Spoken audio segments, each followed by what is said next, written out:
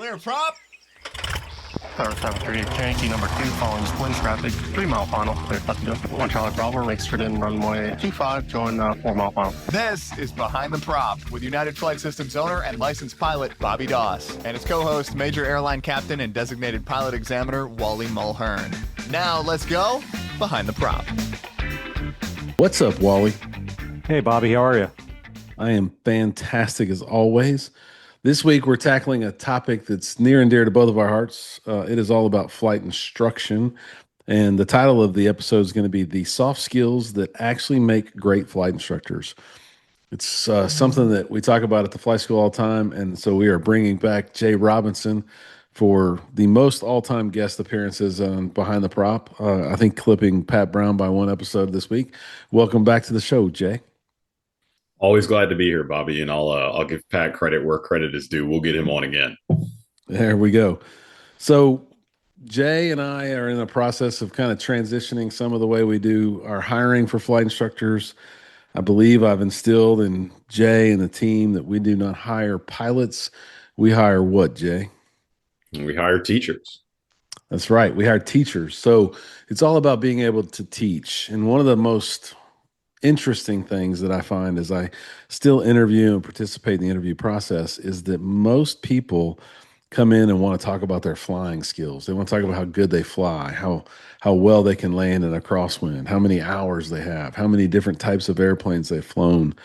And they almost immediately, every instructor that I interview, I have them teach me something pre-solo. And I've heard pre-flight actions more than I can tell anyone on this podcast, but they always go way overboard for a pre-solo student. They don't have any capacity. Like they're teaching a CFI candidate how to be doing pre-flight actions. I've heard PAVE, I've heard Aviate with a 1, I've heard 8 tomato flames, and this is supposed to be a 15-minute teaching session for a private pre-solo student. And they just can't balance. And none of them start with a lesson plan. They never start with an objective. They never start with completion standards. And I really wonder why those fundamentals of instruction go out of the window so quick.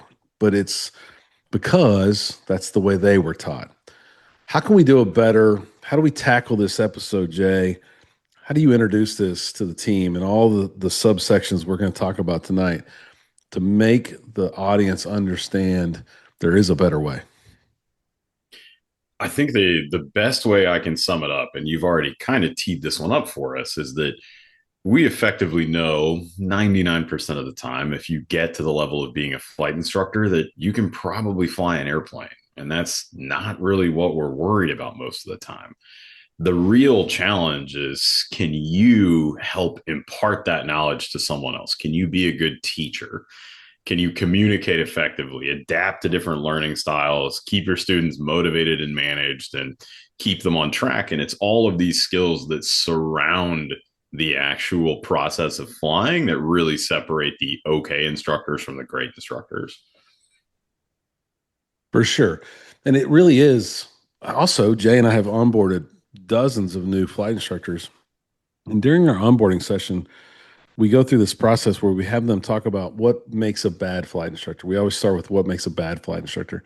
And it's lack of knowledge, being late. It's the common stuff you would think about.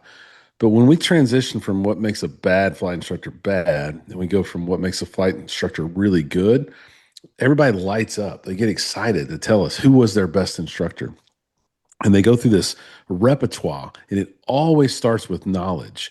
Definitely a deep understanding of all things aviation is important, but then it's almost always they were able to teach me something. The teaching is a big, big deal. And so, Wally, you've been doing this for longer than maybe both of us combined. What are some of the things that you think about the difference between a pilot and a teacher? Well, let me go back and tell a story from, I don't know, maybe this was 25 or 30 years ago. I think most people who've listened to the show know that I come from a musical background. So I was in band in high school, in college. I started out in college as a music major on a full music scholarship. And I anybody that'll ever listen to me will hear me at some point say the three most influential men in my life were number one, my father, and number two, and number 2A, my high school band director and my college band director. Um, and my high school band was very good, and my high school band director was a little bit of a tyrant. Um, but I got along with him. He liked me, and it was a really good relationship. He was a great teacher. But having said that, when he toward the end of his life, he was dying. He had cancer, and he was in the hospital down here in Houston. I grew up in Louisiana, but he was in the hospital in Houston, and literally on his deathbed. And I would go down and I would visit him, and we would just sit in his room and just talk. And he looked over at me at one point. He had a tear in his eye, and he said to me, "I owe you an apology." And I said, "What?" He says, "I owe you an apology." And I said, "Why do you owe me an apology?" He says, "Because when I was your high school band director, it was all about the music." He said, "Later in my life, I learned that it was not all about the music, it was all about the kid." And that has stuck with me, that this is what this man felt the need to say to me as he was dying. Um, and I think we can apply that to aviation as a flight instructor.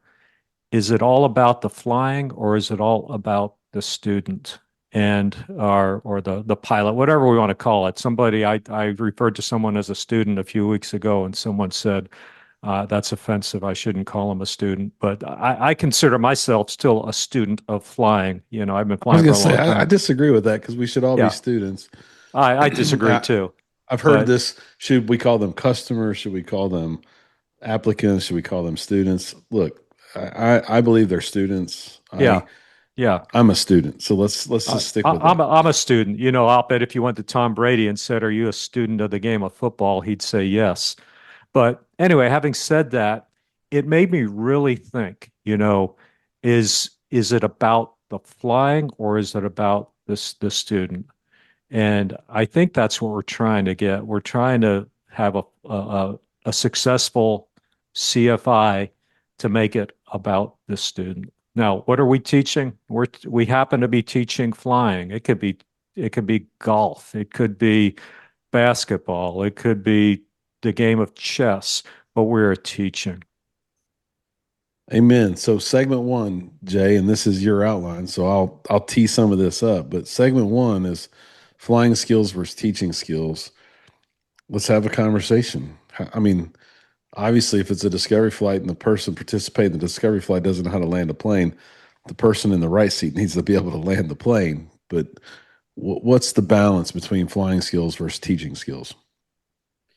I think the easiest way to illustrate that is if all of us think back to the flight instructors who influenced us a lot, I would challenge anyone to think back, like, how often did your instructor that you thought was that really, really great instructor ever take the controls? Maybe very occasionally in the beginning of your training, but it's not about showing someone else that you're capable of doing something. It's really getting into that teacher mindset, I think, is where we fail as an industry just overall, because our focus and how we train flight instructors, how we train the trainers from a industry wide standpoint, is that we're so focused on them just being able to demonstrate this really, really high level of knowledge.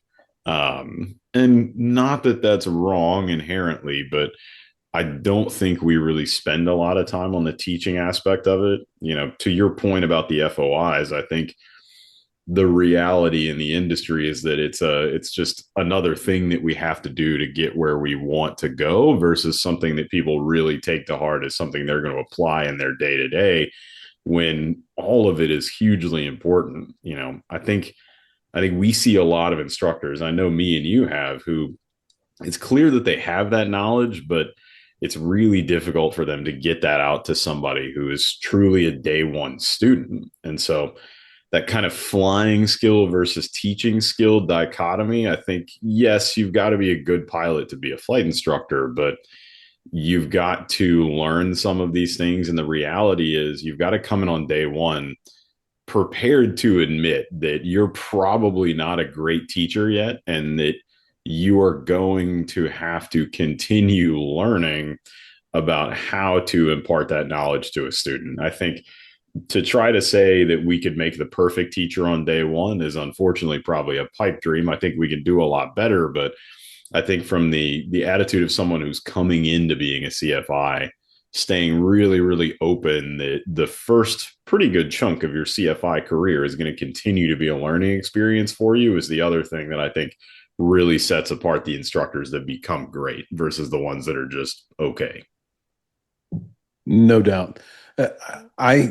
You've been there. I get to spend a lot of time onboarding instructors, and I've got my knowledge. My knowledge is nowhere near what most of the instructors have, but normally somewhere in the onboarding process, I start to challenge them about how gyros work. And they're so confident when you start talking about it, but they're rote knowledge. It's the book message every time. And I say, so what do you think a gyro does in outer space? Like if a guy in space just lets go of the gyro, what happens to it? And they're like, well, I guess in space it might tumble. And they go through this thought process where they know the information, but they start questioning their own knowledge, and they say, well, it's going to be rigid in space. That's what I heard. And then I say outer space, no gravity, and they start questioning themselves. They start getting all flustered. And I'm like, well, how are you going to teach gyros to students? And then we watch a guy in the International Space Station use a gyro, and it's like a light bulb moment. You wish you could show this to people when they're private applicants or private students to say, hey, this is how it really works. But we don't. We spend so much time on that rote level, the book knowledge. It spins, so it's rigid. It's procession. We say all these things, but really, are we teaching it, or are we just regurgitating information? So I would say it's not about the instructor being able to demonstrate their knowledge.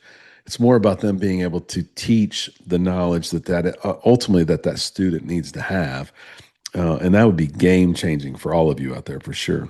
Wally, anything to add on flying skills versus instruction or teaching skills? Yeah, I would say this. I do CFI check rides. I don't do initials, but I do CFII and MEI check rides. And a lot of times I'll ask the applicant, I'll say, what do you think the primary job of a CFI is?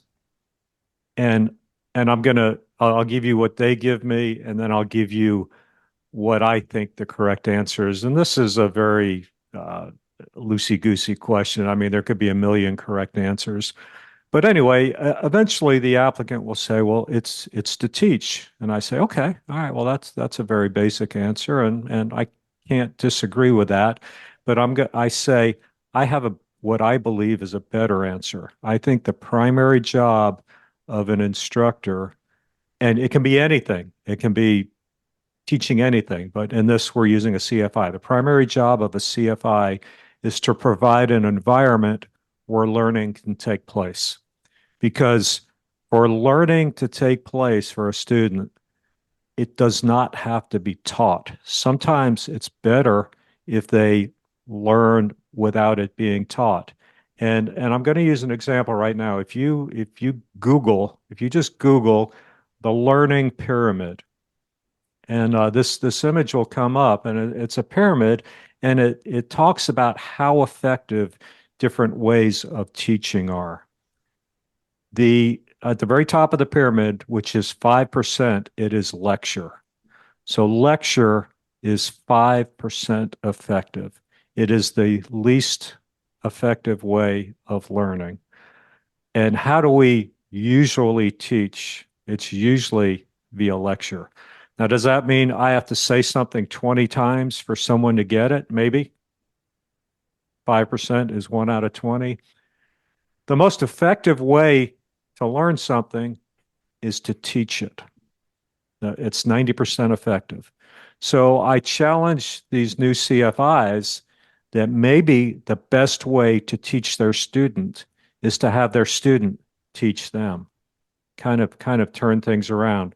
And sometimes, those of us who have been parents, we know that maybe our kids learn better by without me actually teaching. So maybe, just maybe, the most effective way of teaching is to kind of back off a little bit. And that's something different from what anybody ever heard. Anytime I've been at a school that's doing maybe a classroom situation teaching CFIs, they're in there and they're telling them that they have to talk and they have to talk and they have to talk. Well, at some point, the student needs needs needs some space, if you will.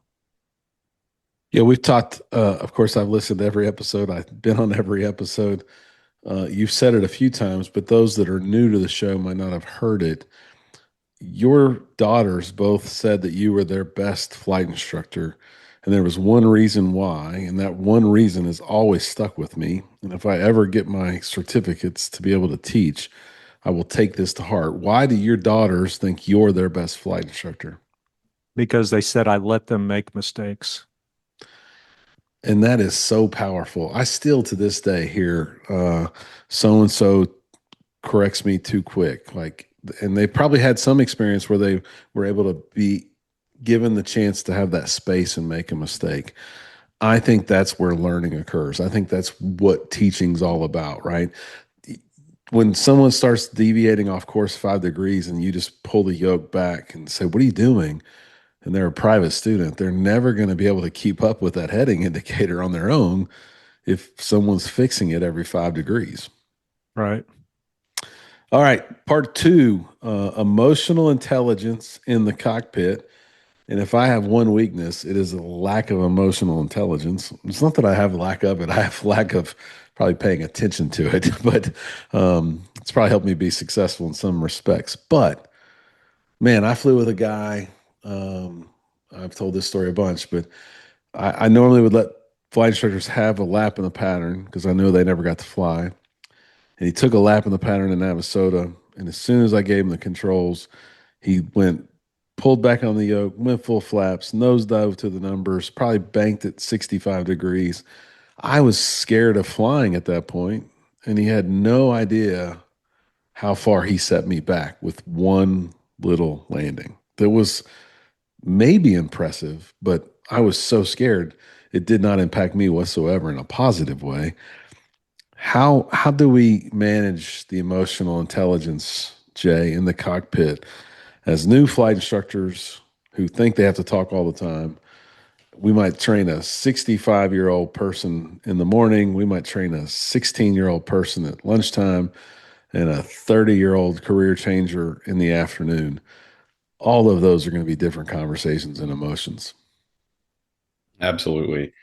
And I really think for me, there's kind of two primary parts of it. The first one is going to sound very obvious and seems like it would just be blindingly obvious to most people. But I tell instructors all the time, like, read the room, like, really try to get a feel for the state that your student's in. And it might not be anything crazy, but something as simple as just, kind of a friendly, like, how are you doing conversation at the beginning of your lesson before you really dive into business can, one, have a big impact on that person feeling more positive about the lesson that day. And two, gives you an opportunity without just coming straight out and having to pull it out of someone if maybe they're a little bit nervous about what we are going to go do today. Maybe we've been talking about stalls and now we're really going to go do them. And that sounds a little intimidating. And that leads into the second point, which is as crazy as it sounds to people with a lot of hours, like that 250 to 300 hour CFI has just forgotten the level of intimidation there was as a new pilot. And just putting yourself back in that new person's shoes and remembering, like, wanting to do well, wanting to perform well for your instructor, wanting to be good at this, being nervous, having, maybe they studied, maybe they didn't, maybe they want to tell you that, maybe they're never going to tell you that. But all of these emotions are on high. And I think most of the people who choose to pursue aviation for better or worse, are extremely passionate about it, which is great for the most part, but it all just kind of creates this big feedback loop. And I think your example is a great one of how something that probably seemed like nothing to that instructor had a huge impact on your aviation journey and learning how to fly. I think we do that all the time, probably in more subtle ways. We set our students back in ways that we don't mean to, but it's because we've forgotten what it's like to be a new student and we're not taking that little bit of time to read the room. I hear it almost every day, and he knows who he is if he's listening. He's the loudest, most vocal flight instructor we have right now, and he's a great storyteller. But he tells stories in the kitchen at lunchtime about whatever went wrong that morning, and it could be as simple as a light that was out or a rough running engine during the run up that they were able to clean the spark plugs or whatever.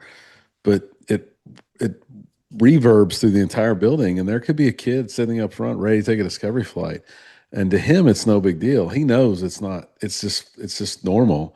But that kid sitting up front hearing that, hey, a student tried to kill me this morning, I'm sure that changes their mindset about what's about to happen on that discovery flight.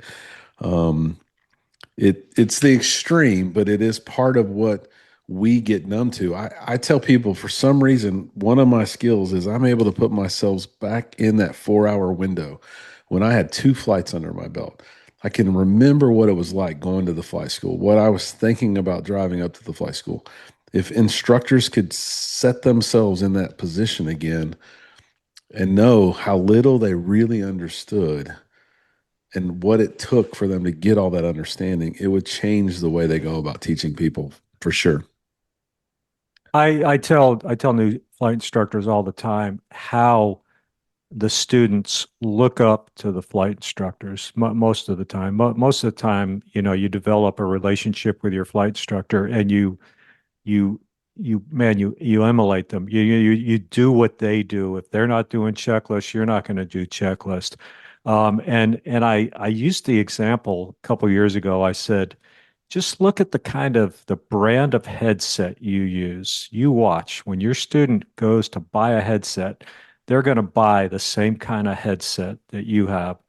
I had a gentleman a couple weeks ago for a double I check ride, and he had a Lightspeed headset, which at least around here, most people have Bose headsets. I would say 80% have Bose and 15% David Clark. So you don't really see a Lightspeed headset, which I've used them, and they're great headsets, by the way. And I said to the applicant, I said, just curious, why do you have a Lightspeed headset? And it was like I threw a softball up to him. He goes, well, that's what my initial CFI had. So yeah, I think CFIs, you gotta understand that these people look up to you. They look up to you. Just, I mean, you're a little bit on a pedestal. So yeah, I don't know that instructors really understand how much they look up to them, and I don't know how much they understand the impact of their bad behavior or lack of good behavior. But one thing I can close this segment with is that when a stressed student is stressed, learning will stop. And we all want Absolutely. students to be learning. We all want students to be better. And so in that moment when the flaps went full and the nose went over 30 degrees, I definitely stopped learning. And so you got to find that balance. And it's a great segue into segment number 3, which is how do instructors learn to adapt to different learning styles? Um, as a now commercial multi-engine jet pilot, I never thought I would be here, but I never thought I would be here. So I didn't start learning that way either, right? And so the day that an instructor told me memorize the ACS and don't come back until you do, kind of shunned me a little bit to the whole world of aviation. Like that was not my goal. That was not my repertoire. I wanted to be a good family pilot, so I wanted to be safe. I wanted to be smart, but man, go memorize the ACS or don't come back. That's not the right way. That's two different learning styles, probably. Jay, what are your thoughts on what you see with instructors and what you see with our 14-year-old students and our 44-year-old students and our 80-year-old students? There's different styles across those age groups. What do you think they need to think about? Absolutely. I think the the first point, and we see it all the time, is everyone's initial inclination is going to be to try to teach the way that they learned, the way that they were receptive to. And you've got to remember it worked for you, but that doesn't mean it's going to work for everybody. And I think the best way to approach, if you're a new instructor and dealing with a few different students, is you're going to have to start somewhere, start basic and start fundamental, and then experiment a little bit with each of those students, see what they respond well to, see what they kind of get glazed over at, and try to pick those things up in a way that you're not necessarily going to know it on day one, but by call it day 2, 3, you should have a decent idea of that person's learning style. If we want to, if we want to use age as the dividing point, we said a 14-year-old student or a 44-year-old student, obviously you're going to have two very different approaches. And I think that has as much to do with just generational differences as it really does with just the physical age difference. But you've got to adapt to the way that that person has been presented and digested information their whole life. For me, 14-year-old. it's real simple. When I meet new students, or even in like an orientation, I talk about it openly. Like, there is no chance that I could sit down and read the Pilot Handbook of Aeronautical Knowledge tonight. And I probably need to know something that's in that book new, that I haven't paid attention to in a while. But I had a friend who worked for a big oil and gas company here in town, asked me, what do I need to do to be a pilot? And I said, well, here's a book. It's the Airplane Flying Handbook and the Pilot Handbook of Aeronautical Knowledge. And like 4 days later, he goes, okay, now what am I supposed to do? And I'm like, well, I don't think skimming them's going to get it done. And he's like, no, I read them. And I know all the material. And I'm like, that's pretty drastic. He goes, no, seriously, ask me any question. So I asked him a pretty in-depth question about weather, and then I asked him a pretty in-depth question about stability. And the dude just so happens to have a photographic memory. And he was done. And he was like, what else can I study? I could never read a book like that. It's normally, do you like videos? Do you like one-on-one? Do you like group? Do you like reading? What's your appetite for learning? And that's a simple way to start if you're a flight instructor. You can normally start picking up. I'm going to assume a 14-year-old person probably likes videos on YouTube more than they like reading a book. Maybe a 44-year-old person likes reading, a little less videos, but maybe some online quizzes, right? Everyone's going to have a different way to intake information. Wally, you're still learning. You just got a new type rating. What's your style of learning? If someone's going to share information with you, what's your approach to take that information in? Well, Jay said it earlier in the episode. He said, read the room. And that is it. That is it. I'm probably a little bit of a weird duck. There are things that I probably respond to sarcasm really well. I could go in and just about crash a simulator, and the instructor could say, "Man, that really sucked," and it's not going to offend me because it did really suck. So, and I'll tell you, my first few landings in the 787 simulator really sucked. I joked with the instructor we had the next day. I said, if you saw on the news that there was an earthquake in Denver last night, it wasn't an earthquake. It was me trying to land this freaking simulator. So, and I'm going to say 98% of the people probably don't really learn from sarcasm or that kind of stuff. So, I want to be presented with the information in a professional way. Don't talk down to me, but also don't try to overload me. It's like you, Bobby. There's no way I could sit here and read the PHAC. I'd be asleep on the middle of page 2. But there is so much. That would be after I reread page 1 like 4 times, because I would have to reread it 4 times. There is so much good stuff in there, and I tell people, they ask about reading it, and I said, to me, it's not a reading book; it's a reference book. If you're gonna, if you're struggling with steep turns, maybe go read the thing about the section about steep turns. And I think I respond well to demonstration. But again, and I'll go back to that learning pyramid. I know at United Airlines we do, as check airmen, we do a lot of train the trainer kind of training, and a lot of it is getting up and teaching. And so that's you know I'm learning by teaching. Now, how am I teaching? I'm teaching via lecture, probably, which is only 5% effective. But the point of the drill is to teach me, not so much to teach the the mock students, if you will. Right. To wrap this section up, I really think a great instructor adapts, a weak instructor blames. And I see it around the fly school. They're just not coming prepared. They're not doing their part. I normally would push and push a little harder and say, what do you think you might not be doing right? What do you think you might not be adapting to? And those that listen and heed that, they get better really, really, really quick. Section 4 here, managing student progress versus accountability. Man, if I had a nickel for the number of times I said accountability in the last 6 weeks, I'd be a rich man. It's kind of the motto in our student success team and what we're trying to do with our instructors right now. Yes, students should be held accountable. We should be accountable.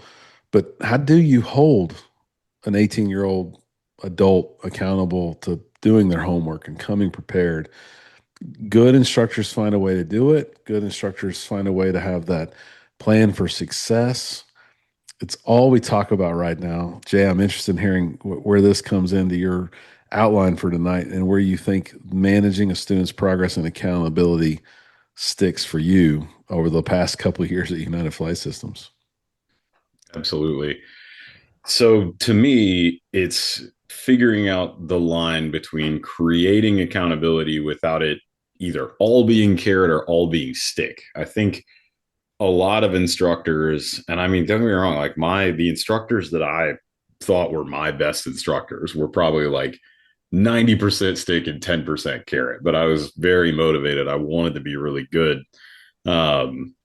But at the same time, they were never discouraging, and I think that's where instructors tend to either early in their career kind of let their students get away with just about anything and just say, well, there's not a whole lot I could do about it. Or they try so much stick right out of the gate that it discourages a lot of people and keeps them from being able to accomplish that learning. And for me, once you get over that and you figure out, okay, I have to find the right path. And again, adapting, every student's a little different somewhere in that continuum of carrot and stick. But to me, it starts with just setting really specific expectations. I think, a homework is an example that I'll use. I know me and you have spent a considerable amount of time trying to create for each lesson very, very specific expectations on what the homework is. I think for me, one of my early frustrations in flight training was, hey, this is what we're going to go work on our next lesson. Go look at that section of the airplane flying handbook. And that was really the only guidance in terms of how to be prepared for that next lesson. And so homework's an easy way to talk about it, but set really, really clear expectations for your students in terms of what does a productive study session entail. Again, the methods might be a little bit different for everybody, but the desired outcomes are pretty consistent. What does arriving for a flight fully prepared look like?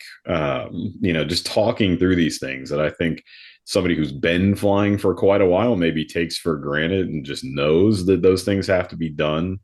And then when they do come in really well prepared and really well studied, make 100% sure, like, we're encouraging that preparation. Like, we're celebrating those little small victories with them. And when they don't meet those expectations, be honest, be upfront, but you don't necessarily have to be abrasive about it. I think that's where we really build accountability versus it just feeling like, oh, I'm just going to get punished every time I come in for one of these lessons. Agreed, 100%. I think that there's so many things students can do for free and not pay United Flight Systems or their instructor or their independent instructor, wherever they are. and they just don't know how to do it. An instructor who tries to build independence is probably the best instructor in the world. And chair flying's an easy thing to do. I joke a lot of times. What's the cheapest way to practice clearing turns? Right here in my office right now. I just need to tip that wing up because I'm in a Cessna. I need to raise that left wing, look over there, and then I need to turn that way and look for traffic to my right. Nothing out there, nothing, no obstructions, no towers, no nothing. About 90 degrees, turn back. I can do that over and over and over again for free, $0. Talk myself through it.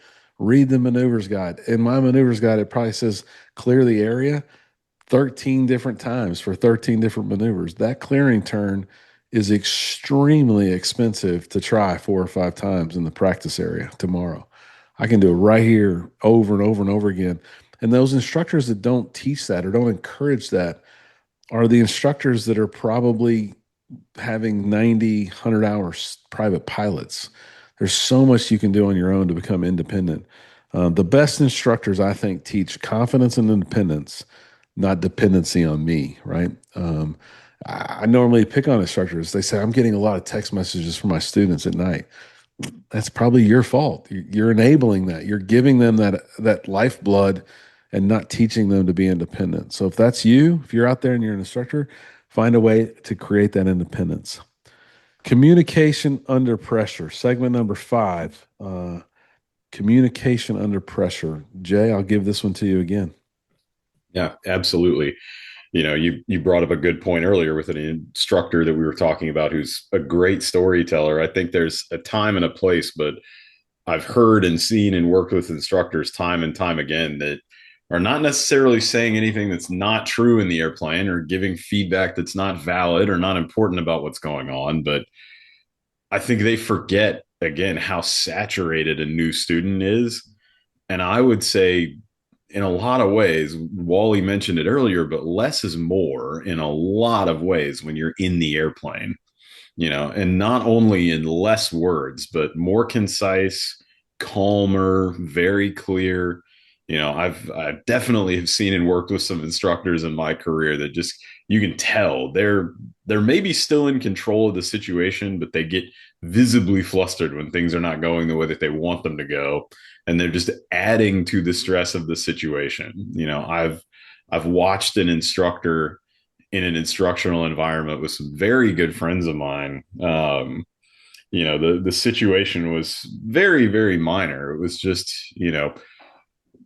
wanting to extend a little bit and slow a descent down as we were coming into a runway, and just, instead of saying, hey, we need to add a little bit more back pressure, that takes 2 seconds to say, just kept saying ease up over and over again and louder and louder. And that communication was not accomplishing anything, especially in a situation where you're already under pressure and now you're only creating more. So I would say clear, concise, and calm would be my 3 C's of how to communicate with students in the flight training environment. I like it. Wally, what do you have to add? Jay, you used the phrase less is more. Again, going back to my musical side, I'm a drummer, and sometimes the most effective thing I can play on a song is not to play. And it takes kind of a maturity level to realize that, hey, all this song needs is the guitar and the vocal. It does not need drums. So I'm just going to get the hell out of the way. Same thing in an airplane. Sometimes the most effective thing I think an instructor can say to a student is to say nothing. Just put that in your toolbox as kind of a tool. Sometimes it might be appropriate to say nothing. And I've always felt this way. I think I brought it up on the show, and I want y'all's feedback, but I've always thought I was a better pilot when I was the only one in the plane. Meaning, when the instructor wasn't there, when I can remember soloing that very first time, and I was thinking, I ain't got nobody to ask. I have no crutch. There was nothing to lean on. The first time I probably took my wife on a long cross country, man, was I on my A game? Was I overdoing it and thinking it? When you have that person that's just berating you or constantly saying, "What are you missing? What are you missing?" It's 5 T's, not 3 T's. What 2 T's are you missing? Come on, come on, come on. Like that constant stress makes you a weaker pilot when there's no one there, when there is that vacuum of silence. It is crazy how good we individually get. Do y'all have any? Are you backing me up on that comment at all? Oh, I definitely agree with that. Yeah, absolutely.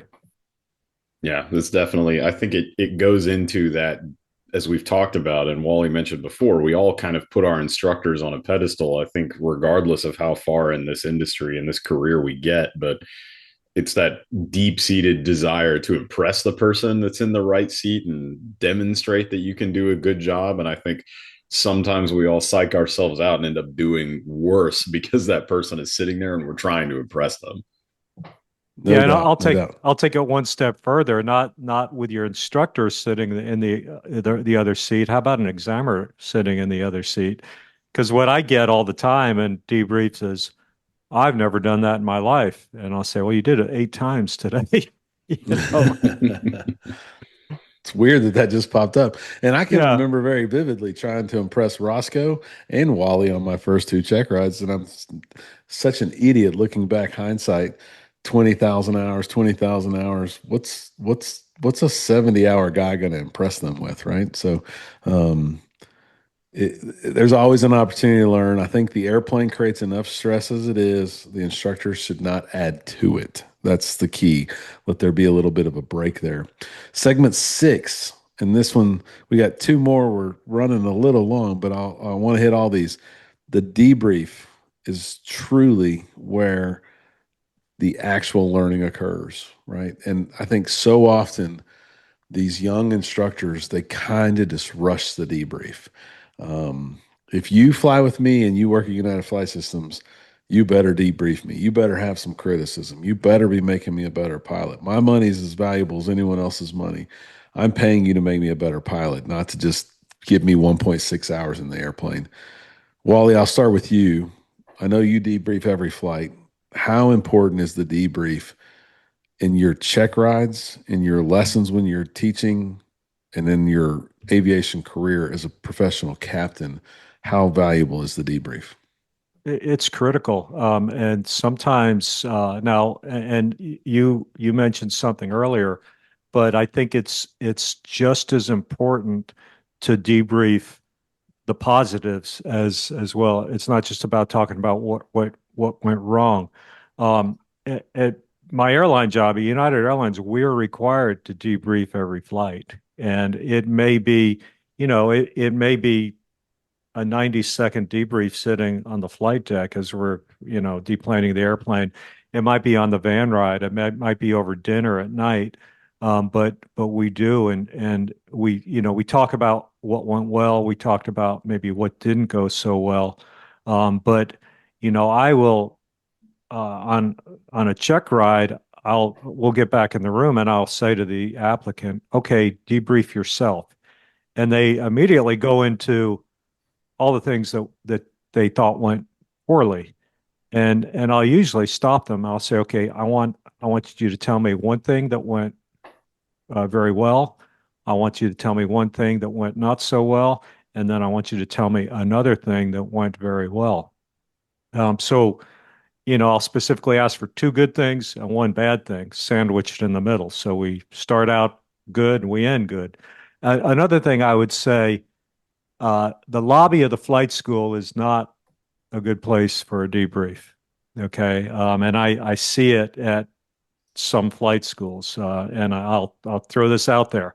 It's not at yours because you specifically have offices for all your instructors, and I see them in their offices, and in a and if it needs to be private, they can close the door. Sometimes the door is open, but sometimes the door is closed.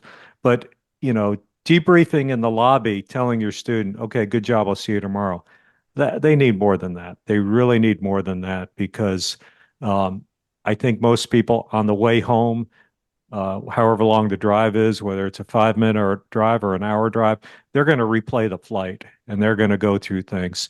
So the debrief is a critical time for teaching to happen. And again, the debrief does not have to be the instructor talking the whole time. It can be the student talking a lot of it. Jay, what are your thoughts on the rushing of it or the lack of content? I mean, it's so, I mean, we're going back to back to back. We're all rushing every day. We're all busy people now. We got to check Snapchat or something else. But what would be your recommendation to instructors out there if they're going to do a debrief? How should they do it? So to address the rushing aspect of it, I think it all starts with a conscious decision to validate for yourself as both the instructor, someone who's continuing to learn, that it is something that is worth spending the time on. Like if we continue to treat it like an afterthought after a lesson or just a thing that we have to do versus being a really, really valuable part of the learning process, no matter how we try to conduct it, it's never going to be as effective. And then I would say once you have made that realization and acceptance that the debrief is as important as it really is, I would say, again, I think I'd continue to reiterate being concise and being clear with your students on both the positives, the negatives, and then setting those expectations on how to be even better prepared for that next lesson. I think, me and you see it all the time. We look at training records all the time. We see a lot of debriefs that somebody wants to say something positive, and so it just starts with a very vague, great flight today, good job, and then dives into some technical aspects of what didn't go so well. I think you're setting your students up for failure when you create this kind of vagueness at the beginning by saying good job at the beginning of every debrief when maybe genuinely it didn't go that well today. So I think, as Wally said, both celebrate what goes really well, thoroughly debrief what doesn't go very well, but be specific in all cases, I would say, are my two big beliefs in terms of the debrief. Yeah, I've yet to meet a pilot who's not hard on themselves. And I would say most flight instructors are too soft or easy on their students, right? You don't have to browbeat everything, but I would bet most pilots want to hear straight up, like, tell me what I did wrong. I can tell you that was my experience at the Vision Jet Center. I felt like the guy just tiptoed around a bunch of things. I think the flight creates the experience for the students, and the debrief creates the learning. And if you're not teaching, if you're just saying, good job, see you next time, go read a chapter of the book, you're not giving yourself the chance to truly be a teacher and give that student the opportunity to learn. Segment 7, totally this is the agree. last one. Professionalism versus leadership conversations. Well, I guess it's both. It's professionalism and leadership conversations. Some 18-year-olds don't have the experience. Some 19-year-olds, 20-year-olds that are doing this first big job they've ever had, they don't know how to do this. I try to teach and implore upon them some of my experiences, my mentors, my things. I give everybody a book. I want them to read. I want them to learn. What are the thoughts around professionalism and that leadership type conversation? I'll let you two talk about it, and then I'll wrap it up. Yeah, I'm going to exercise my less is more on this one and really ask you, Wally. I think most of the people in this career aspire to be someday in somewhere near the position that you're in, a senior, well-respected airline captain. And I think, again, it's not just the hours that are going to get somebody there. It's the concepts that we're talking about. What are your thoughts on that? Well, the professionalism, I mean, that starts it starts at the beginning of the lesson. It starts by showing up on time. It starts by, you know, presenting your being well dressed. Yeah, I'm not saying we got to wear a coat and tie or anything like that, but not ragged, not look like maybe you were out a little bit too late last night. Um, just professionalism. It means to profess something. We think of professionalism as getting paid for something, but that's not really what professionalism is all about. It's when you profess something. Um, and as a flight instructor, whether you want it or not, you are a leader. you're a leader of one person on a given day. And it's one person at a time. Yeah, when we think of leaders, we think of General Patton leading an army. But leadership can be as easy as a two-person thing, and that's what it is. You are the leader of your student, especially all throughout flight training. So it's really important, just to. And again, I'm going to start with being on time. It is a very important aspect of all this. And I'll wrap it up and say, look, for this segment, you're not just teaching maneuvers, you're manufacturing future captains like Wally. Like if you put yourself in that perspective, and I say this when I bring people on all the time, and I think they might think I'm cuckoo, but my role at United Flight Systems is to make them better flight instructors and better human beings. And that maybe sounds really weird to young kids, but it's not just how to be a better instructor. It's all my experience I'm trying to implore upon them and make them better. I will say the instructors that touched my life, the good ones and the bad ones, I remember a lot about them, but I don't know if I ever thought about how good of a pilot they are. I can say years from now, the students won't remember whether you did perfect steep turns as a flight instructor, but they'll remember whether or not you made them feel capable, whether you let them make that mistake, whether you let them learn something. Aviation does not need more pilots. They just don't. We don't. We need better teachers. And with that, I'll wrap it up and say, think about that, fly safely, and stay behind the prop. Thanks for checking out the Behind the Prop podcast. Be sure to click subscribe and check us out online at behindtheprop.com. Behind the Prop is recorded in Houston, Texas. Creator and host is Bobby Doss. Co-host is Wally Mulhearn. The show is for entertainment purposes only and is not meant to replace actual flight instruction. Thanks for listening, and remember, fly safe.